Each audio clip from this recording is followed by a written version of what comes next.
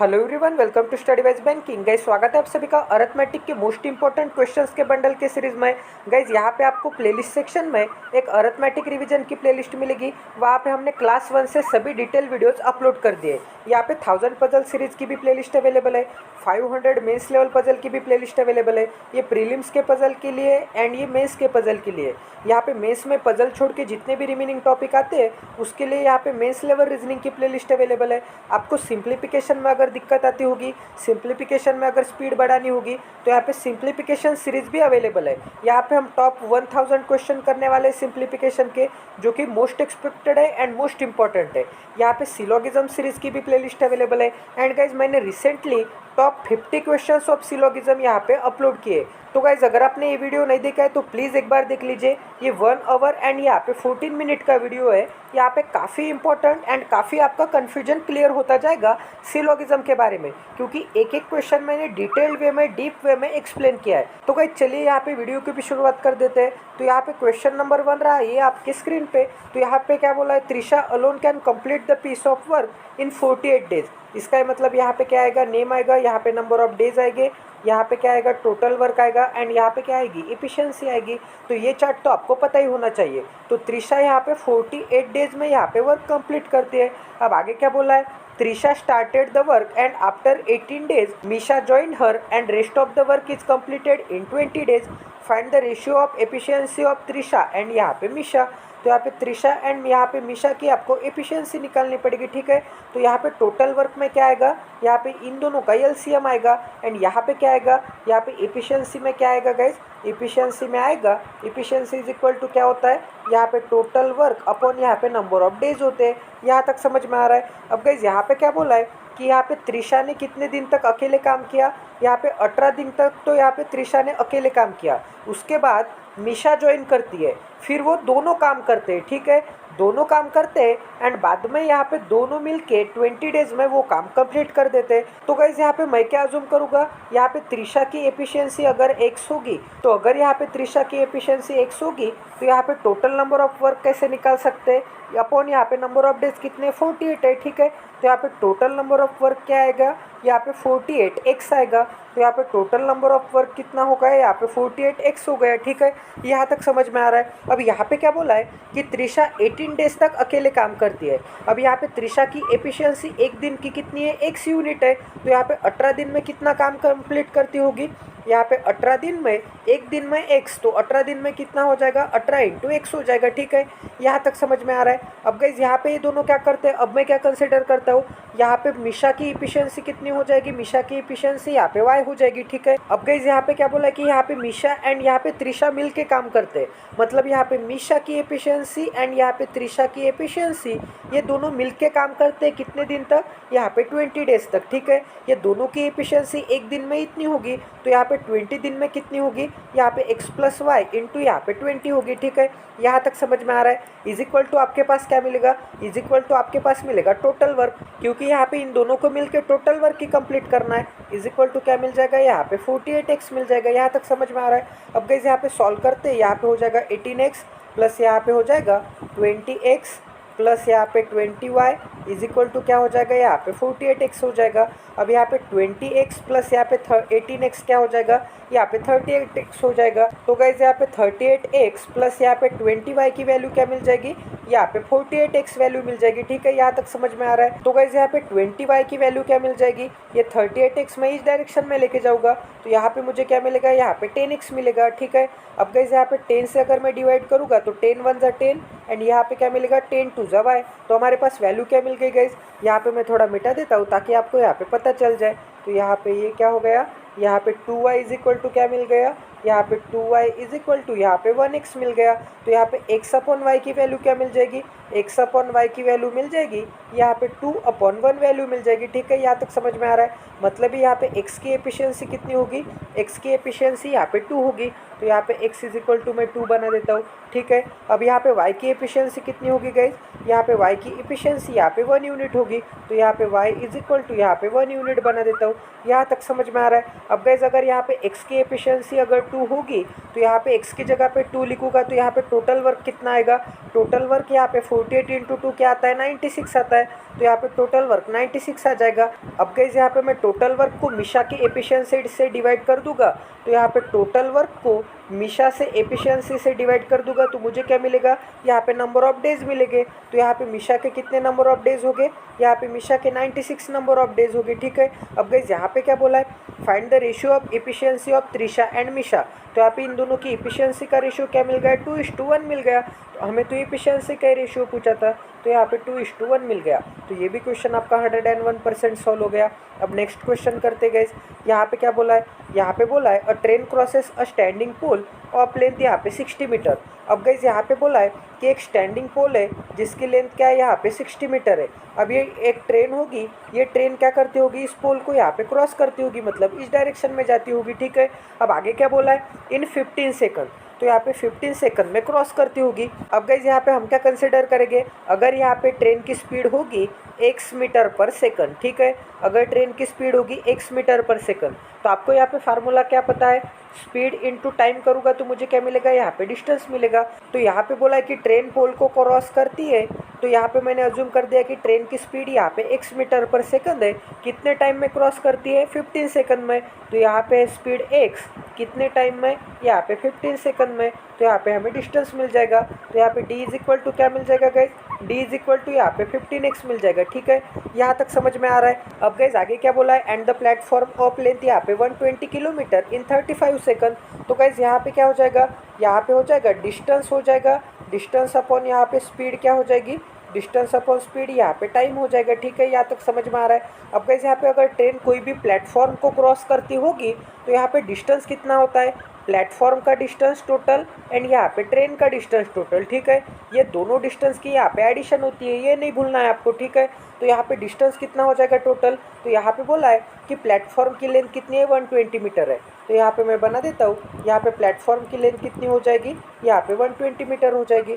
तो यहाँ पे 120 मीटर क्या हो जाएगी, प्लेटफॉर्म की लेंथ। एंड गाइज यहाँ पे क्या बोला था कि ट्रेन एक पोल को क्रॉस करती है, ठीक है। अब एक ट्रेन अगर पोल को क्रॉस करती होगी तो यहाँ पे हमें टोटल डिस्टेंस किसका मिलेगा, सिर्फ ट्रेन का मिलेगा, क्योंकि पोल का कोई डिस्टेंस होता है क्या, नहीं होता है। पोल का डिस्टेंस तो निग्लिजिबल होता है, क्योंकि पोल अगर खड़ा होगा तो उसका डिस्टेंस तो निग्लिजिबल रहेगा, ठीक है, एज कम्पेयर टू प्लेटफॉर्म, क्योंकि प्लेटफॉर्म यहाँ पे बहुत लंबा होता है, तो प्लेटफॉर्म का डिस्टेंस हमें कंसिडर करना पड़ता है। तो यहाँ पे ट्रेन के डिस्टेंस में प्लेटफॉर्म का डिस्टेंस हमें ऐड करना पड़ता है, बट एज कम्पेयर टू पोल हमें सिर्फ ट्रेन का डिस्टेंस मिलेगा। तो यहाँ पे कितने की स्पीड से जा रहा था, यहाँ पे 15 सेकंड से x के स्पीड से, तो हमारे पास डिस्टेंस कितना मिल गया, 15x मिल गया।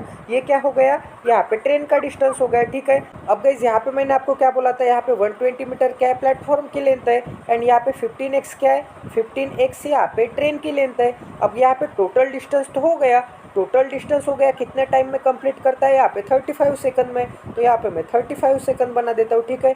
यहाँ तक समझ में आ रहा है। अब गाइस यहाँ पे आपको किसकी वैल्यू मिल जाएगी, अब यहाँ पे क्या है, डिस्टेंस अपॉन टाइम मतलब क्या होता है, यहाँ पे स्पीड होती है, तो यहाँ पे आपको स्पीड की वैल्यू मिल जाएगी। एंड यहाँ पे स्पीड कितनी है गाइस, स्पीड ट्रेन की तो x है, तो यहाँ पे स्पीड मतलब ही क्या वैल्यू मिल जाएगी, यहाँ पे स्पीड मतलब ही यहाँ पे x की वैल्यू मिल जाएगी। अब गाइस इसी क्वेश्चन को सॉल्व करते हैं। 35 को मैं इस डायरेक्शन में लेके जाऊँगा, तो यहाँ पे 120 मीटर प्लस यहाँ पे 15x इज इक्वल टू क्या हो जाएगा, यहाँ पे 35x हो जाएगा। अब गाइस ये 15x को मैं इस डायरेक्शन में लेके जाता हूँ, तो यहाँ पे 120 मीटर इज इक्वल टू क्या हो जाएगा, इज इक्वल टू 35 माइनस 15 मतलब क्या होगा, यहाँ पे 20x होगा, ठीक है। अब गाइस यहाँ पे x की वैल्यू क्या मिल जाएगी, 20 से डिवाइड कर दूंगा तो यहाँ पे 6 वैल्यू मिल जाएगी। इसका मतलब ट्रेन की स्पीड क्या होगी गाइस, x मतलब क्या थी, स्पीड थी, तो यहाँ पे ट्रेन की स्पीड क्या मिल जाएगी, 6 मीटर पर सेकंड मिल जाएगी, ठीक है। क्योंकि यहाँ पे डिस्टेंस कितना है, यहाँ पे डिस्टेंस है मीटर टोटल, एंड यहाँ पे बीच में क्या है, सेकंड है, तो यहाँ पे मीटर पर यहाँ पे सेकंड मिल जाएगी ट्रेन की स्पीड, ठीक है। x की वैल्यू मीटर पर सेकंड में। यहाँ तक समझ में आ रहा है गाइज। तो गाइज यहाँ पे हमने x की तो वैल्यू निकाल दी, अब देखते हैं कि आगे क्या बोला है। तो यहाँ पे देखते हैं आगे क्या बोला है guys, the train will cross a tunnel of यहाँ पे 210 metre in how many seconds. अब गाइज यहाँ पे 210 मीटर का टनल होगा, ठीक है। तो यहाँ पे 210 मीटर का क्या है, टनल है। एंड गाइज यहाँ पे ट्रेन की लेंथ क्या है, यहाँ पे 15x है, ठीक है। अब यहाँ पे कितने टाइम में कंप्लीट करता है बोला है, एंड यहाँ पे ट्रेन की स्पीड क्या है, ट्रेन की स्पीड यहाँ पे x है, इज इक्वल टू आपको क्या मिलेगा, इज इक्वल टू आपको यहाँ पे टाइम मिलेगा।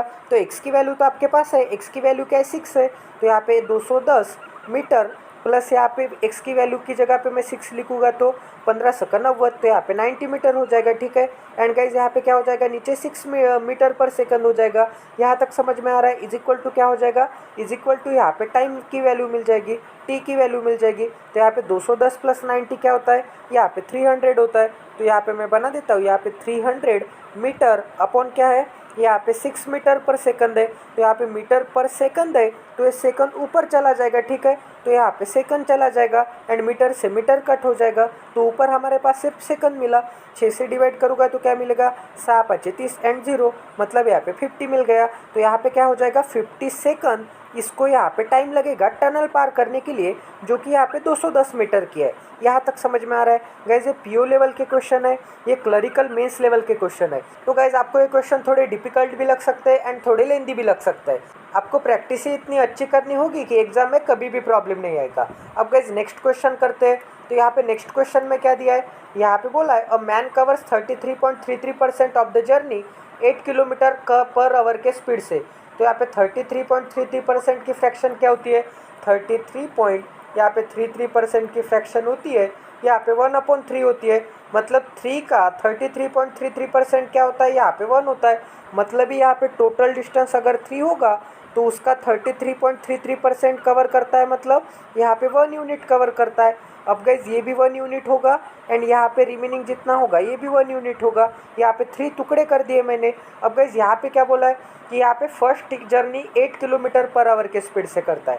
तो यहाँ पे क्या हो जाएगा, यहाँ पे 8 किलोमीटर पर आवर के स्पीड से करेगा। अब आगे क्या बोला है, एंड 50% ऑफ द रेस्ट। अब गाइज यहाँ पे इतना पार्ट तो चला गया, अब यहाँ पे जितना भी रिमेनिंग बचा उसका 50%। तो यहाँ पे इसका 50% क्या होगा, अब यहाँ पे रिमेनिंग कितना बचा, यहाँ पे 1 यूनिट चला गया, तो यहाँ पे रिमेनिंग कितना बचा, यहाँ पे 2 यूनिट बचा। एंड यहाँ पे 2 यूनिट का 50% मतलब क्या होता है, 1 यूनिट होता है। मतलब यहाँ पे इतने पार्ट के बारे में बोला है। तो यहाँ पे क्या बोला है, 50% ऑफ द रेस्ट एट यहाँ पे 12 किलोमीटर पर आवर।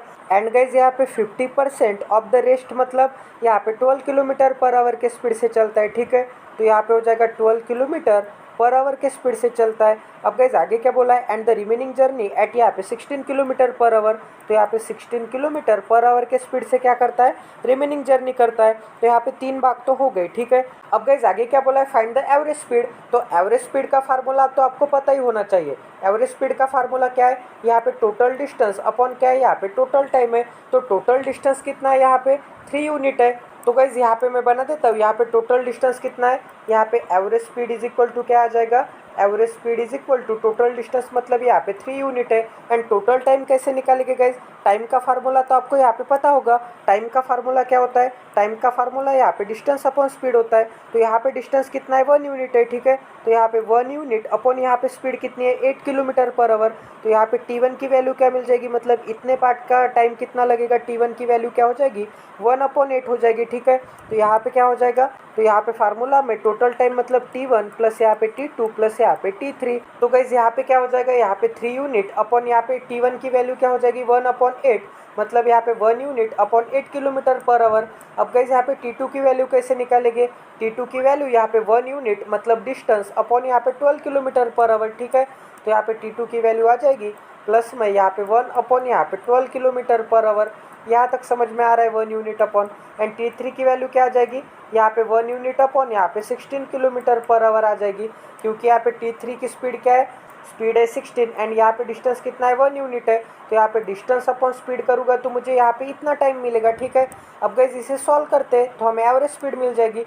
अब गाइज यहाँ पे क्या है, यहाँ पे डिनोमिनेटर में 8 है, यहाँ पे 12 है, यहाँ पे 16 है। तो आपको यहाँ पे इन तीनों का एलसीएम लेना पड़ेगा, क्योंकि एडिशन करने के लिए यहाँ पे डिनोमिनेटर तो सेम चाहिए। तो यहाँ पे 8 एंड 16 का एलसीएम क्या आता है, यहाँ पे 16 ही आता है, ठीक है। एंड गाइज यहाँ पे 12 एंड 16 का एलसीएम कैसे निकाल सकते हैं हम, यहाँ पे आपको क्या करना पड़ेगा, इन दोनों का पहले तो रेशियो निकाल लीजिए। यहाँ पे 4 से डिवाइड करूँगा तो मुझे मिलेगा यहाँ पे 3, यहाँ पे 4 से डिवाइड करूँगा तो यहाँ पे मुझे क्या मिलेगा, 4 मिलेगा, ठीक है। अब गाइज आपको यहाँ पे एक तो ऐसे प्रोडक्ट करना होगा या फिर एक तो ऐसे प्रोडक्ट करना होगा, एंड जो भी नंबर आएगा वो इसका एलसीएम होगा। तो यहाँ पे 12 4 जा क्या आता है, 12 4 जा यहाँ पे 48 आता है, 16 थ्री जा क्या आता है, 16 थ्री जा यहाँ पे 48 आता है। एक ही नंबर आएगा दोनों जगह पे, आप ऐसे मल्टीप्लाई करो या फिर ऐसे मल्टीप्लाई करो, नंबर तो सेम ही आने वाला है। बट आप कैसे मल्टीप्लाई करते हैं, आपके लिए कौन सा कैलकुलेशन ईजी है उस पर डिपेंड है। तो यहाँ पे इनका एलसीएम क्या आ जाएगा, यहाँ पे इनका एलसीएम यहाँ पे 48 आ जाएगा। यहाँ तक समझ में आ रहा है। तो गाइस यहाँ पे इनका एलसीएम क्या आ गया, 48 आ गया। तो यहाँ पे 48 बनाने के लिए डिनोमिनेटर में मुझे क्या करना पड़ेगा, 6 से मल्टीप्लाई करना पड़ेगा। यहाँ पे 6 से किया तो ऊपर भी 6 से मल्टीप्लाई करना पड़ेगा। यहाँ पे डिनोमिनेटर में 48 लाने के लिए क्या करना पड़ेगा, यहाँ पे मुझे 4 से मल्टीप्लाई करना पड़ेगा। यहाँ पे 4 से किया तो ऊपर भी 4 से करना पड़ेगा।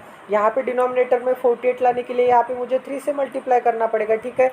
एंड यहाँ पे नीचे 3 से मल्टीप्लाई किया तो यहाँ पे ऊपर भी 3 से मल्टीप्लाई करना पड़ेगा, ठीक है। तो यहाँ पे ऊपर कितनी वैल्यू आ जाएगी गाइज, यहाँ पे हो जाएगा 3 यूनिट, यहाँ पे वैल्यू आ जाएगी 6 यूनिट, ठीक है। तो यहाँ पे 6 यूनिट, यहाँ पे 4 यूनिट, तो यहाँ पे मैं 4 यूनिट बना देता हूँ।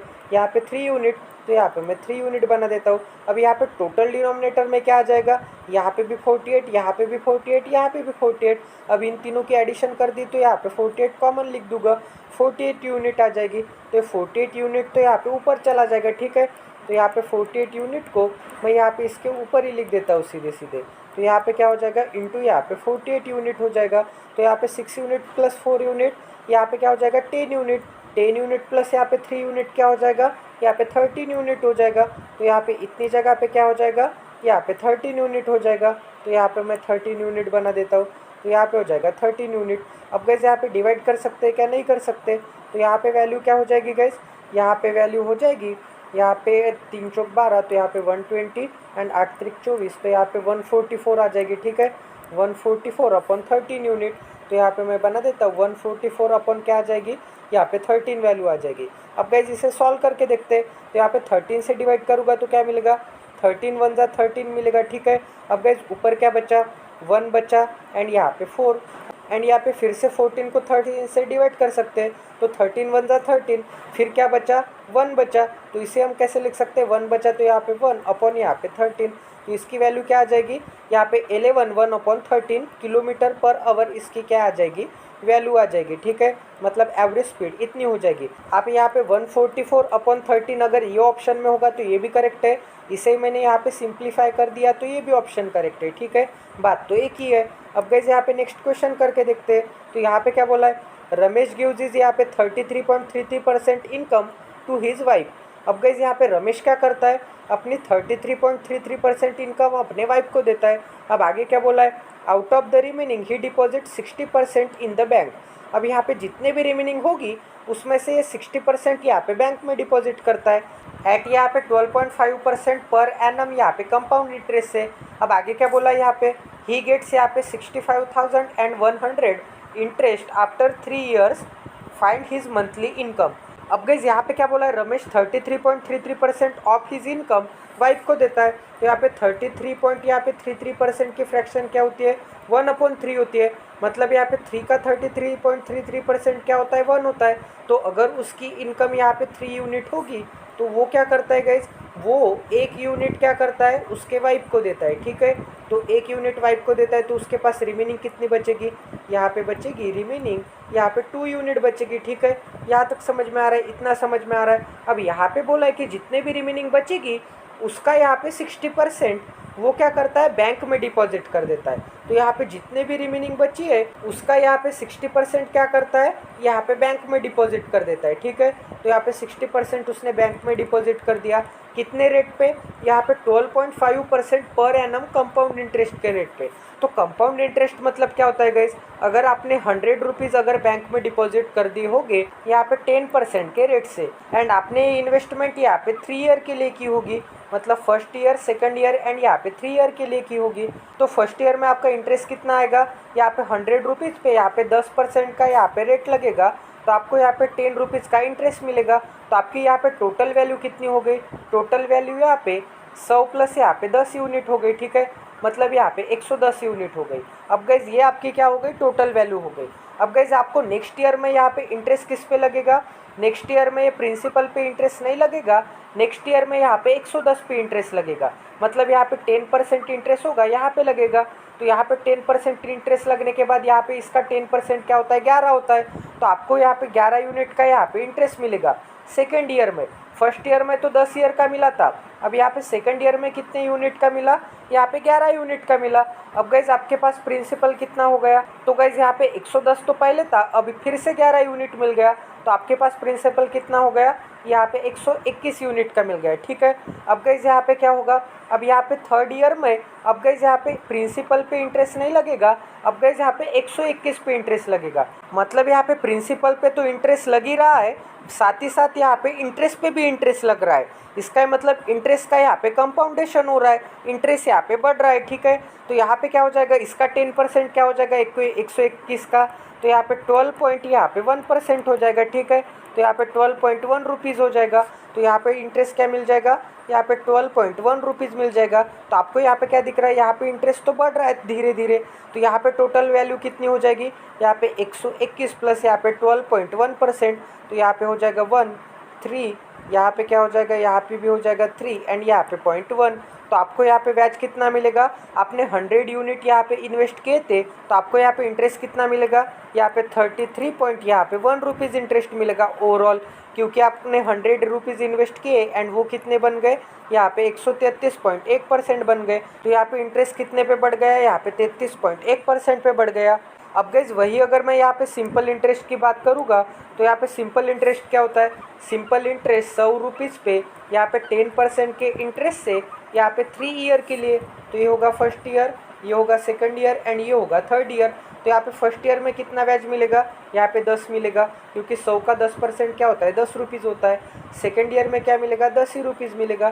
थर्ड ईयर में क्या मिलेगा, 10 ही रुपीज़ मिलेगा।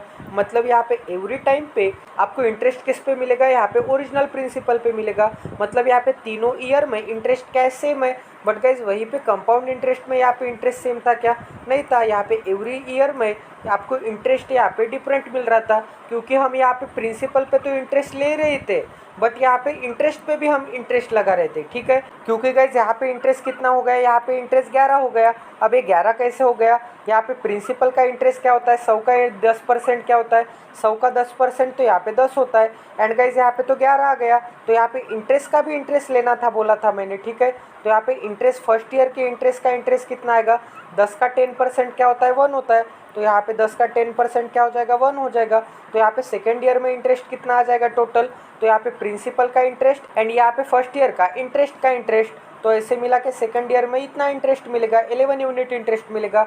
यहाँ तक समझ में आ रहा है गाइज। आई होप कि मैंने आपको यहाँ पे काफ़ी इजी लैंग्वेज में समझा दिया होगा। तो गाइज यहाँ पे क्या बोला है, 12.5% की फ्रैक्शन क्या होती है, 12.5% की फ्रैक्शन यहाँ पे 1/8 होती है। तो गाइज यहाँ पे 3 साल के लिए यहाँ पे कंपाउंड इंटरेस्ट लगा है। तो कंपाउंड इंटरेस्ट लगाने का एक बेस्ट अप्रोच मैं आपको बताता हूँ।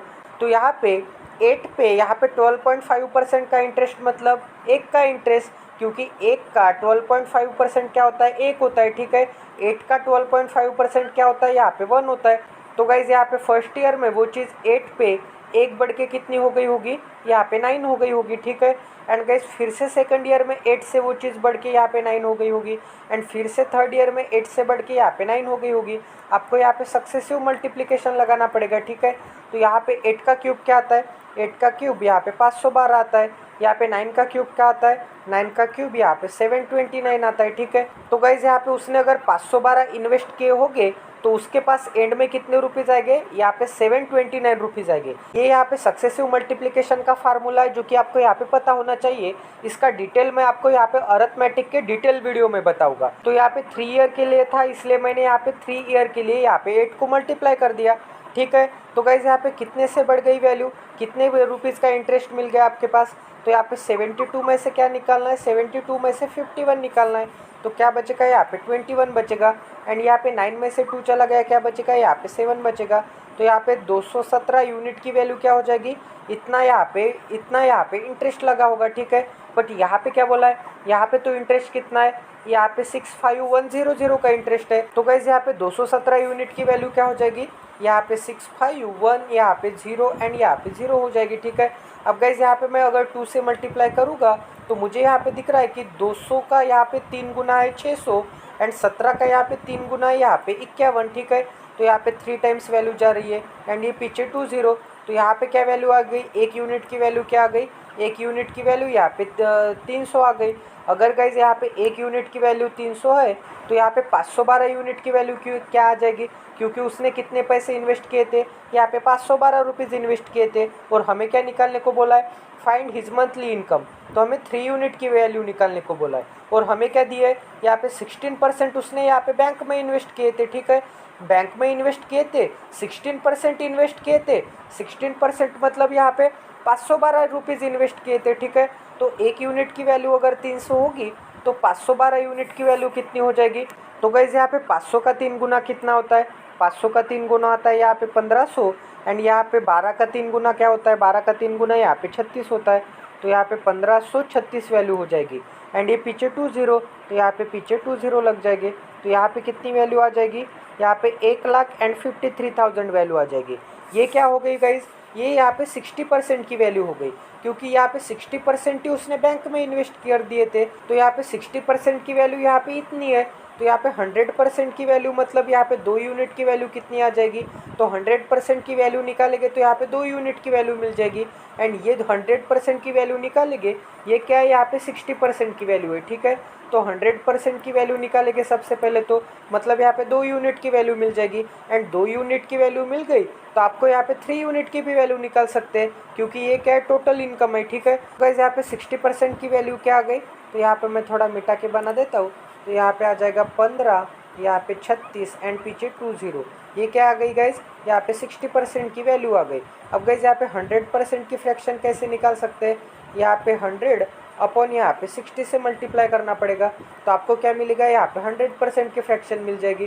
तो यहाँ पे भी 100 अपॉन 60 से मल्टीप्लाई करना पड़ेगा। अब गाइज यहाँ पे 20 से डिवाइड करूँगा तो 20 5 100 एंड यहाँ पे 20 3 60, ठीक है। अब गाइज यहाँ पे 3 से डिवाइड करूँगा तो क्या मिलेगा, यहाँ पे 3 से डिवाइड करूँगा। गाइज यहाँ पे 3 से नहीं डिवाइड करते, ये वैल्यू ऐसे ही रहने देते, ठीक है, क्योंकि बाद में डिवाइड करना फिर निकालना। तो यहाँ पे 100% की फ्रैक्शन क्या मिल गई, 100% की फ्रैक्शन मिल गई 153,600 इंटू यहाँ पे 5/3 वैल्यू मिल गई। 100% की फ्रैक्शन मतलब ही क्या हो गई, ये 2 यूनिट की फ्रैक्शन हो गई। 2 यूनिट की फ्रैक्शन अगर ये होगी तो 3 यूनिट की कैसे निकाल सकते हैं, ठीक है। तो ये क्या हो गई, 100% मतलब ही ये 2 यूनिट की फ्रैक्शन हो गई। 2 यूनिट की फ्रैक्शन तो ये है, तो यहाँ पे 1 यूनिट की फ्रैक्शन क्या हो जाएगी, 1 यूनिट की फ्रैक्शन, ये 2 को मैं इस डायरेक्शन में लेके जाऊँगा, ठीक है। तो यहाँ पे 153,600 इंटू यहाँ पे 5/3 एंड 2 इस डायरेक्शन में जाएगा तो क्या हो जाएगा, यहाँ पे 1/2 हो जाएगा। ये क्या हो जाएगी, यहाँ पे 1 यूनिट की फ्रैक्शन। एंड यहाँ पे 3 यूनिट की फ्रैक्शन कैसे निकाल सकते हैं, दोनों तरफ मैं यहाँ पे 3 से मल्टीप्लाई कर दूंगा। यहाँ तक समझ में आ रहा है। तो गाइज यहाँ पे 3 यूनिटी मतलब क्या हो जाएगा, ये टोटल इनकम हो जाएगी, ठीक है। अब यहाँ पे 3 से ये 3 कट हो जाएगा। अब यहाँ पे 2 से डिवाइड करूँगा तो क्या मिलेगा, 2 से डिवाइड करूँगा तो 2 7 14, 1 3 बेसक 12, यहाँ पे 1 6 82 16 एंड पीछे यहाँ पे 20। अब गाइज इसे मुझे 5 से मल्टीप्लाई करना है, तो 5 से मल्टीप्लाई करने की ट्रिक तो मुझे पता है। तो यहाँ पे 76800 इंटू 5 को मैं क्या लिखूँगा, 5 को यहाँ पे 10/2 लिखूँगा, ठीक है। एंड 10 से मल्टीप्लाई करना मतलब पीछे एक 0 लगा देना। तो यहाँ पे क्या हो जाएगा 76800 एंड 10 से मल्टीप्लाई करना मतलब पीछे एक 0 एंड यहाँ पे इसे 2 से डिवाइड करना पड़ेगा। अब गाइज यहाँ पे वैल्यू क्या आ जाएगी, यहाँ पे 32 6 एंड 1 6 82 16 बेचौक एंड यहाँ पे 3 0 पीछे। तो यहाँ पे क्या वैल्यू मिल जाएगी, यहाँ पे 3 लाख, यहाँ पे 84,000, यहाँ पे इसकी क्या हो जाएगी, यहाँ पे इसकी नेट मंथली इनकम हो जाएगी। यहाँ तक समझ में आ रहा है गाइज। तो ये भी क्वेश्चन आपका 101% सॉल्व हो गया। गाइज इतने डिटेल वे में कभी भी आपको एग्जाम में नहीं पूछा जाएगा, इतने गंदे कैलकुलेशन आपके एग्जाम में कभी भी नहीं आएंगे। बट आपको ब्रेनस्टॉर्मिंग करनी है, आपको प्रैक्टिस में गंदे से गंदा क्वेश्चन उठाना होगा, ठीक है।